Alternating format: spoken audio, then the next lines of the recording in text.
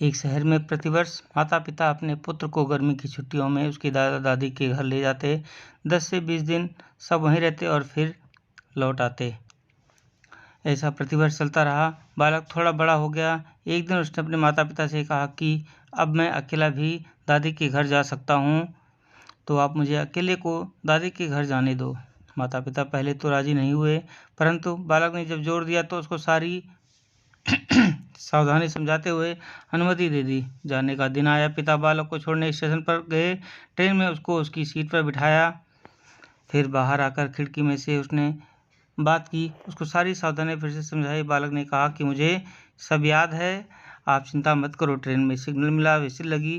तभी पिता ने एक लिफाफा पुत्र को दिया और कहा कि बेटा, अगर रास्ते में तुम्हें डर लगे तो लिफाफा खोल कर देख कर इसमें जो लिखा उसको पढ़ना। बालक ने पत्र जेब में रख लिया। पिता ने हाथ हिलाकर विदा किया। ट्रेन चलती रही। हर स्टेशन पर नए लोग आते रहे, पुराने उतरते रहे।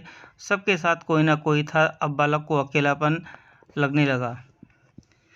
अगले स्टेशन पर ट्रेन में ऐसी शख्सियत आई जिसका चेहरा बहुत भयानक था। बालक पहले बार बिना माता पिता के, बिना किसी सहयोगी के यात्रा कर रहा था।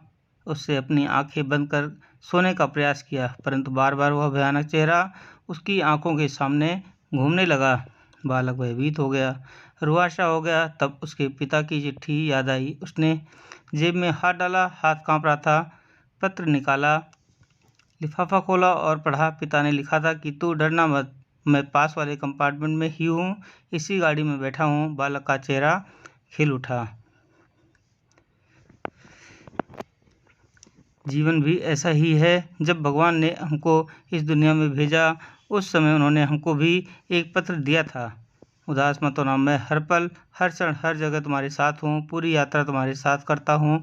केवल तुम मुझे स्मरण रखते रहो। सच्चे मन से याद करना, मैं एक पल में आ जाऊँगा। इसलिए चिंता नहीं करना, घबराना नहीं, हताश नहीं होना। चिंता करने से मानसिक और शारीरिक दोनों स्वास्थ्य प्रभावित होते हैं। परमात्मा पर, प्रभु पर, अपने इष्ट पर हर क्षण विश्वास रखें। वह हमेशा हमारे साथ हैं, हमारी पूरी यात्रा के दौरान, अंतिम श्वास तक। बस इसी का एक एहसास कि कोई ही का कायम रखने का प्रयास करते रहना है। सब कुछ उस परमात्मा पर छोड़ दें जिसकी मर्जी के बिना एक पत्ता भी नहीं हिल सकता।